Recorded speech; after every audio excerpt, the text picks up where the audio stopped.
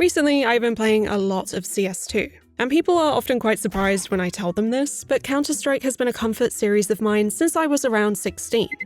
I've never really looked much into the workshop side of things though, or anything that wasn't just an official game mode or map, which means that I have a huge gap in my knowledge when it comes to the wonderful world of fan-made creations. I think my favourite videos to make are those where I explore weird and/or empty game worlds, treating it as a kind of virtual travel diary of sorts. Sometimes I take a solo tour through a game I've never played before, or I delve into familiar experiences but from a different perspective. And it's the latter category I wanted to approach in the context of CS2. With that in mind, I decided I'd go on a quest to scour the workshop and find the weirdest and most unique maps I could. The first step I took was basically just sorting maps by most recent, and then searching by certain keywords that I thought could maybe unearth something interesting.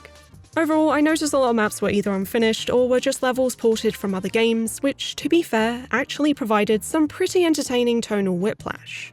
There were even just rotated versions of familiar maps too, in case you wanted to get a slight headache trying to make your way across a 90-degree counterclockwise dust too. Eventually, I stumbled upon Island, and it was exactly as described, so no complaints there. Upon the perfectly symmetrical and rather angular island shape, there's a chair, an umbrella, and a palm tree, as well as a radio sitting next to a bottle of wine and a hot dog. Which, I mean, what else do you need, really? Taking the very smooth ramp down from the plate of sand into the water, I ran across the map for a little while before falling off the edge. The workshop map for this page simply reads, "The island in the ocean, the place to relax." And you know what? It was quite relaxing. Some of the other maps I went through after that played around with scale or had some fun features like trampoline tech. But then I found Dream House. It's basically a collage of those popular liminal images you'd find online made into a slightly disorienting deathmatch map. But the atmosphere is impressively surreal and slightly ominous, making for a space that is enjoyable to even just walk around. The thoughtful use of contrasting light and shadow was something I really appreciated too, so even the simplest of rooms take on an otherworldly feel.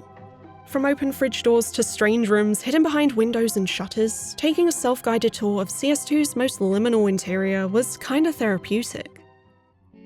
Once I got my fill of running through carpeted hallways, I tried searching for different varieties of gameplay specifically. And while it's not exactly all that obscure, I found a 5-star rated map called Turret QUARTET.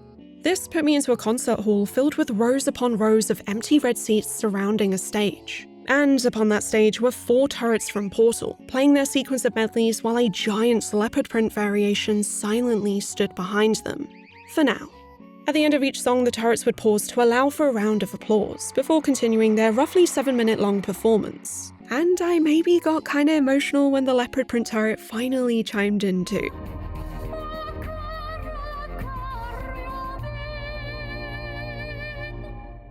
This experience also led me onto the rightfully popular minigame recreations by LilyQ, where I could play things from Subway Surfers to Jetpack Joyride all inside CS2. And another allowed me to demonstrate my artistic vision in CS Paint. These maps really taught me just how much is possible within the realm of CS2 modding, and I'm excited to see how all this continues to evolve over time. Next, I went back to finding weird worlds to inhabit, and I found exactly that in a couple AFK maps by user Dan Soap. First, I jumped into Pool Group, and I was welcomed by a very vibey team select screen with T-side and CT-side simply hanging out by the pool. Once I spawned in, I was presented with the choice between Park Pool and Liminal, and I figured I'd go with the Liminal section first before the main attraction. The route took me through numerous tunnels and teleports, bringing me to a couple different environments before I eventually ended up lost in a labyrinth of slightly flooded tunnels. I'm not patient enough for mazes, so I no-clipped the hell out of there, and that's when I spotted the other areas from a distance. In particular, there seemed to be one room that didn't appear to belong to the Park Pool or the Liminal section, so I flew on over to take a closer look. There were a few images plastered on the walls, and some honestly really spoke to me on a deeper level. At one end there was a sign that said "Press to stop sounds," which confused me because the map was dead silent for me to begin with, but that didn't prevent me from interacting with it multiple times to watch the sign slide left and right. With the incredible sliding image tech exhausted, I went back to the start of the map and entered the Park Pool tunnel instead. Lo and behold, it did in fact take me to what looked like a combination between a park and a pool, and it was just as chill of a hangout spot as the team select screen implied.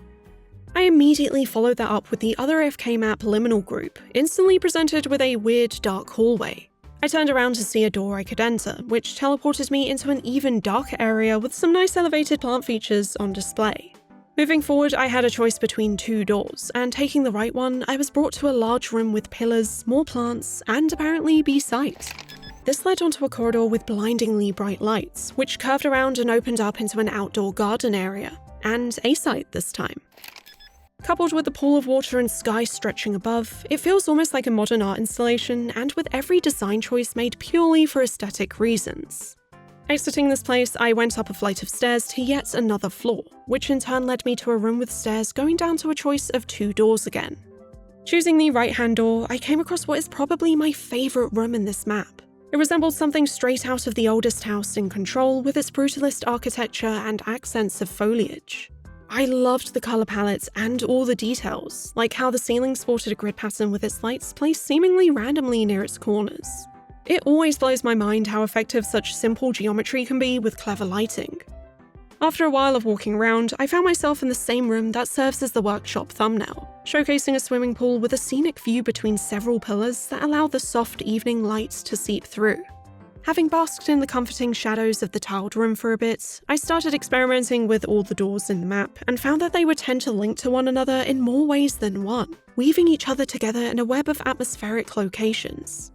Finally, I enabled NoClip to see if there was anything I had missed, and was quite happy to find yet another disconnected room with a masterpiece pinned to the wall. While searching through the lesser-known creations on the workshop, I came across a thumbnail image that simply read "The Gallery." There were no other images, and the description pretty much just reveals that it includes some of the creator's art between 2022 and 2024. So I took my chances and hopped in.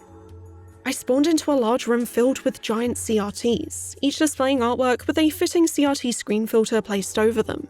I know this is made to be a deathmatch map, but I think it makes for a really unique art portfolio. It's like a virtual museum of sorts, which is one of my favourite kinds of virtual spaces.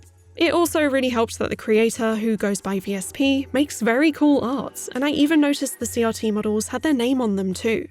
As far as audio goes, there's some chill ambience in the background which supplemented the experience of browsing through this digital archive. Anyway, forget ArtStation, make a CS2 workshop map to show off your creations instead. Trawling through the pages and pages of maps, I noticed there were a fair few that were based on real places, like how one creator chose to make a map based on their local shoe shop in Amsterdam. Two in particular caught my attention though, the first being Vatan Topkapi. And for any Brits watching, Vatan Computers is basically the Turkish version of Currys. Okay, future me here with a very sad announcement. This map was removed from the workshop. I have no idea why, and because of that I couldn't get nice footage like I have been for the rest of this video, but I do have my initial test footage, so that'll just have to do. Sorry. Anyways, I'm actually really sad. RIP Vatan Topkapi. This map is modelled quite faithfully after a specific branch of the electronic and home appliance retailer, and to be honest, I think it's actually really well made. I couldn't believe how many different assets there were, and running over the displays and making a mess never got old. Its commitment to recreating the store is something to marvel at, as I noticed shelves with different colour variations of products on display, and even the brand new boxed ones that you take to the counter. There are 2 shopping floors in this building, but you can't actually go up to the second floor by normal means and have to no-clip up there if you want to take a peek. I assumed that meant there wouldn't really be anything there, but to my surprise, it had additional unique sections of the store for selling graphics cards, headphones, and printers, among other things. Walking around, I did notice a running event being advertised a few times around the environment, and after doing a little research, I found out that this map was made for a CS2 tournament that took place in the Vatan Topkapi store on the 29th of October. There was a 2 million Turkish lira prize pool and a big prize of a Citroen Ami, so I guess that explains why there's a car in the middle of the shop floor. The map was initially posted on the 26th of September, so I assume it mainly served as marketing. But if you ask me, this is a pretty cool way of drumming up hype for the event. Following the retail theme, I was pleased to see a map based on a typical Hong Kong shopping mall. While not modelled after a single mall in particular, it did include plenty of stores which I recognised from having visited Hong Kong a couple times, with some brands being familiar even worldwide. Most of the shops in this map are sadly closed, but you can enter the McDonald's and have a look at the region-specific menu. There are plenty of tables and order screens, and there's even background sounds that play when inside that add further to the immersion. For a CS2 rendition of a fast food chain, I think it turned out quite good. Nearby, there's even a donkey grocery store featuring numerous stocked shelves and what I assume is an actual recording from a real branch playing over the speakers. The map is fairly large overall, and I accessed a part of the car park and came across signs that implied this fictional mall layout is connected to Hong Kong's Diamond Hill station. On the ground floor, there's even a window where I could see the street outside, with its neighbouring row of buildings and cars sliding across the road. And after doing one final pass of the mall, I noticed I had missed the cinema but found that none of the screens were modelled, so I just perused the low-poly snacks for sale in the lobby before my exploration of this map came to a close. As I dug further into the workshop pages, there was one map that I instantly knew had promise from the main image and screenshots. In Gnome Home, the gnomes have escaped the Nomar Creek power plant, with T-Side attempting to destroy the factory while CT-Side are tasked with protecting the creatures. This is obviously all in the context of standard defusal rounds, whether in comp or casual, but instead I engaged with a self-imposed gnome hunt side quest as I explored this surreal world on my own. I started off in a residential street set against the backdrop of a low-res starry night sky, appreciating the equally low-res PNGs of benches and plants decorating the outer perimeter. Moving forward towards the edge of the road, I wondered how I'd reach my destination across the steep drop ahead. But that question was answered when I was suddenly flung towards the power plant and crashed into the wall. I had a few different options of where I could go first, but I ended up following a path down a couple ramps that revealed a white void housing a single gnome within. Spurred by an insatiable appetite for violence, I mercilessly knifed the gnome PNG, with my axe being immediately recognized by a disembodied voice. Gnome has been killed. Continuing through a neighbouring corridor, I discovered yet another gnome above a walkway of scrolling wall textures. The floor was the sky and the walls were the soil, and this hallway led into a plaza with a floating disco ball thing in the middle. I saw there was a ramp leading up to another floor from the direction I just came from, and that brought me to a room filled with tiles whose formation looked as though it were being disturbed by some kind of force from above. Tilting my head upwards, I instantly spotted a target peeking out from behind a concrete square, and dealt with them accordingly. Another two were waiting for me behind some bars in a sewer tunnel and underneath a table directly opposite, which had some kind of smoking brick of steak sitting on top. It was at this point I remembered a line from the map page's description that said to press E on the meat, so I did exactly that. After my delicious meal, I turned the corner to find a large sign pointing towards art, with various framed pieces hung up on the adjacent wall. According to the description, the creator's dad actually painted these, which is honestly very wholesome to include, and matched the abstract vibe of the map too. Next up was the nose, which was a skin-textured room with a giant nose in the middle. From here I could access a dilapidated church-like setting and a menacingly red corridor leading to a fake house whose interior consisted of a blue-tiled balcony across a mysterious abyss. Jumping in, I was taken to what seemed to be a break room overlooking the main plant, which is where I witnessed a giant tube of gnomes endlessly swirling around. It's also worth mentioning that there's a race car that flies around the map blasting music, and it did startle me a few times when I would accidentally catch a ride when blocking its path. The last memorable location of my trip was the world's best meat room, which was more of a meat passageway, and with my sightseeing complete, I looped around the map a couple times to locate all the gnomes I could. I don't know if I found them all or if anything even happens if you do, so I just finalised my adventure in Gnome Home by no-clipping to a floating platform featuring the Wall of Drain. Gnome Home is the exact type of map I was trying to find when I began my search, and the creator notes that it's heavily based off of BLAHHH, a map made by a user named Nipper who also made several iconic abstract maps from the 1.6 days and onwards. Thankfully, they have a version of BLAHHH which was updated to be compatible with CS2, and of course going through such an influential map was the perfect way to end my journey through the weird and wonderful worlds within the CS2 workshop.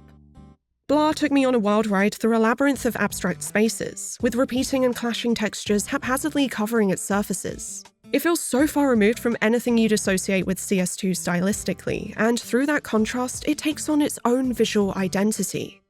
The map is filled with various influences and references from memes to art, blending the two to create a distinctly bizarre atmosphere with an attention to detail that is impossible to miss even if you just spend a few seconds surveying each room. While it may feel incredibly random, there's a genuine thoughtfulness in regards to how spaces connect with one another and what kind of theme they individually follow. Not to mention all of this is still functional within the context of CS2 game modes. Art direction is a topic that I find myself naturally leaning into when discussing games, and King K's series Masterful Mimicry dives into the artistic inspirations of various titles such as Okami and Hollow Knight. In the episode titled "Okami is a Canvas," Kinkei analyzes the Japanese art and history that helped build not only the core of the game's iconic presentation and composition, but the gameplay too. You can check out this video and the Masterful Mimicry series over on Nebula, a streaming service that is home to an ever-growing library of exclusive and thoughtful content. Plus, with the free trial available, you can first get a taste of just how good Nebula is. Some of my other favourite creators like Jacob Geller and Rasputin are also on the platform releasing standalone essays or even companion videos, and I too have an exclusive video talking about the PlayStation 3's demo scene, as well as featuring as a guest on an episode of the Something Rotten podcast discussing Silent Hill 3.